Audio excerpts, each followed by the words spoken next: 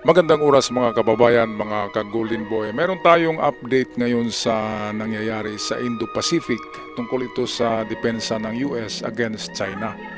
Nako, ngayong linggo lang na ito ay kumikilos na ang Amerika at inilipat nila ang kanilang mga long-range missiles at medium-range missiles, lalo na itong na-acquire ng Amerika na Iron Dome na depensa made from Israel, ay inilagay daw diyan sa mga base militar ng US na malapit sa Taiwan. Siguro ang iba diyan ay ilalagay sa Batanes. Di ba mayroong bagong base militar diyan ng Amerika at lahat yan ay nakaumang yan sa China. Kaya bakit ngayon ganito ang kilos ng Amerika? Well, hindi natin alam kasi very advanced yung kanilang intelligence. At baka meron na nga silang nasagap na baka 2027, yun nga yung ulat na nag-leak na confidential na report na ang China daw ay atake na sa Taiwan sa taong 2027. Kaya ito ngayon ay makikita natin ay puspusan yung paghahanda ng Amerika. Mga interceptors, mga Iron Dome. Kaya bakit interceptors ang ini-install ngayon ng Amerika sa mga base militar na malapit sa Taiwan? Kasama na diyan sa Northern Luzon, yung base militar diyan ay lalagyan daw din diyan ng Amerika ng Iron Dome at iba pang klaseng mga interceptors katulad ng THAAD at Patriot. Kaya merong naamoy, merong something fishy na naamoy si Donald Trump sa China. Ganito lang naman, kahit magkaibigan kayo ng presidente, basta't meron kayong kanya-kanyang mga agenda, di ba? Mga kababayan, okay, magkakaibigan nga si Xi Jinping pero yung kanilang mga agenda ay magkakaiba. Agenda ng Amerika at China. Kaya ito na, kung hindi kikilos si Donald Trump, baka maunahan siya, di ba? Kapag napasok ang Indo-Pacific ng China, mapasok ang Guam, yung Marianas, kapag napasok yan, ay mahihirapan na ang Amerika sa depensa. Kaya dito pa lamang sa island chain na ito, ang Pilipinas, Taiwan, Japan, South Korea, yan yung mga unang depensa ng Amerika.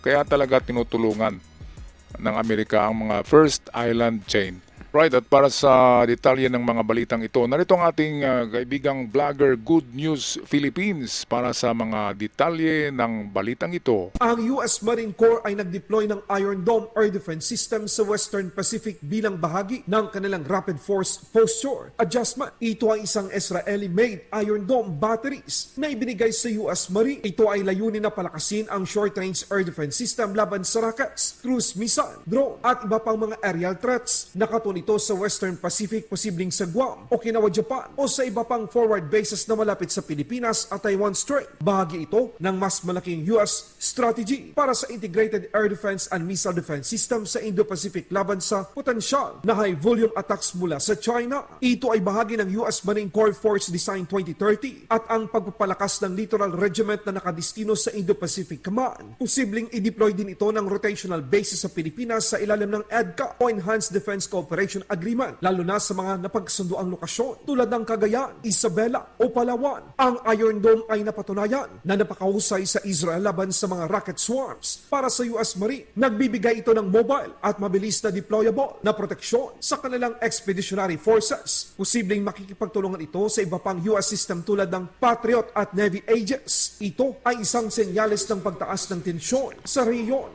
Ayan, nako, totoo yan. Kapag ganyan ang nangyayari, ay tensyonado na talaga ang rehiyon. Bakit naman ililipat ng Amerika ang kanilang mga Iron Dome at mga interceptors? Kagaya ng THAAD interceptors, ng Patriot, at mayroon pang isa na bago na klaseng interceptors ng Amerika ay ilalagay diyan sa Japan. Siyempre ang Japan ay mayroon ding sariling mga short-range missiles at long-range. Gumagawa ang Japan ngayon, plus mayroong pang sa Amerika. Diba? Kaya siguradong secured ang Japan. Ang problema lang kasi ang Japan ay nagkipag-tututo talaga sa China. Hindi natatakot ang Japan, kaya sigurado ako, mas maraming bomba ang ipadala ng China sa Japan kaysa Taiwan. Siguro ang focus ng China ngayon ay Japan eh. Kasi alam nila na mga warrior talaga ito.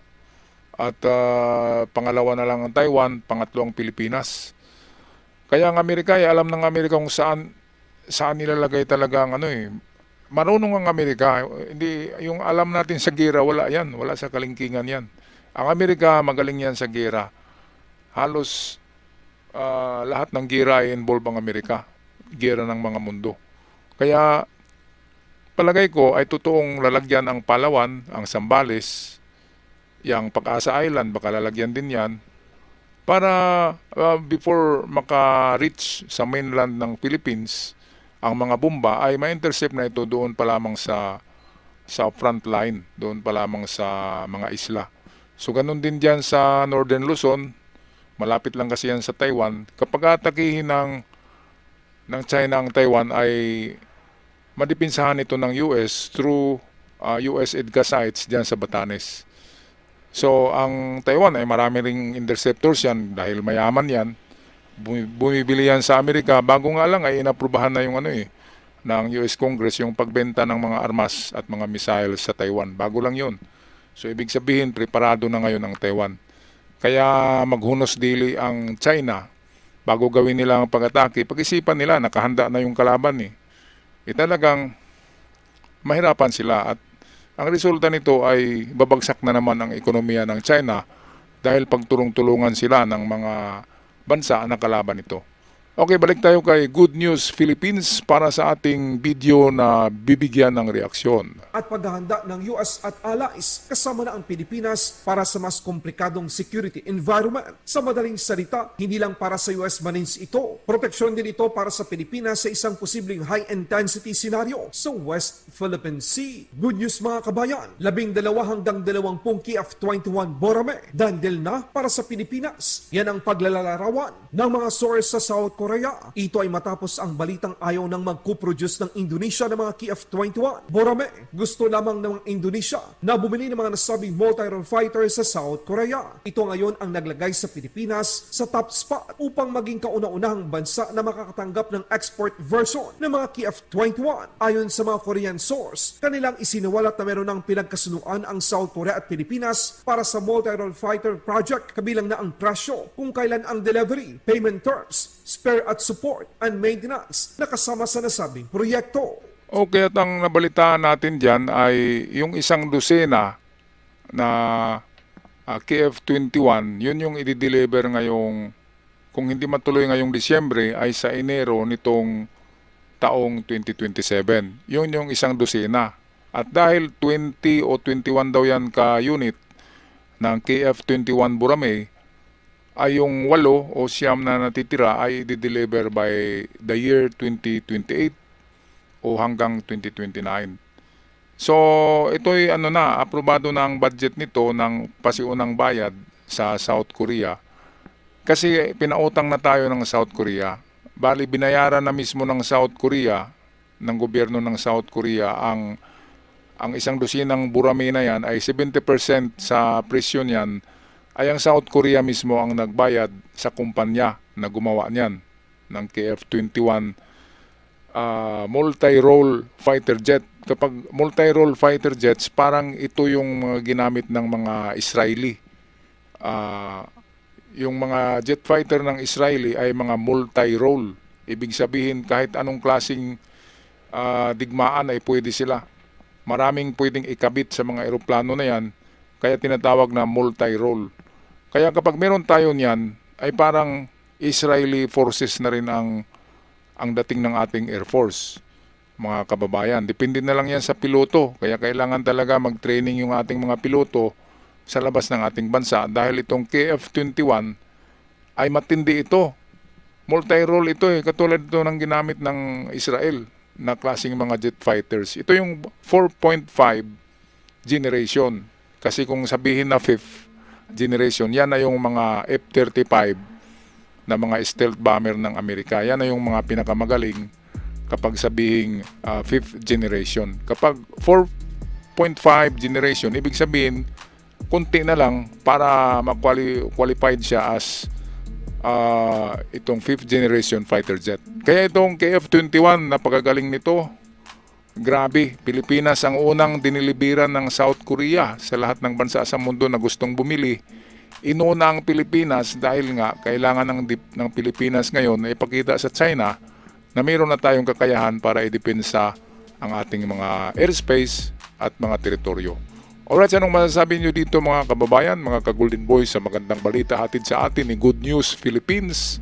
Maraming salamat kay Good News at ito na yung sinabi ni Gibo Teodoro na kaliwat kanan, barko, kaliwat kanan, eroplano.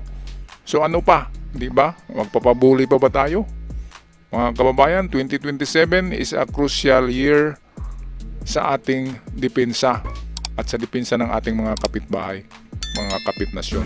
Ako'y magpaalam na maraming salamat sa lahat. Hanggang sa muli, huwag kalimutan mag-subscribe at sa aking ibid followers, maraming salamat sa lahat.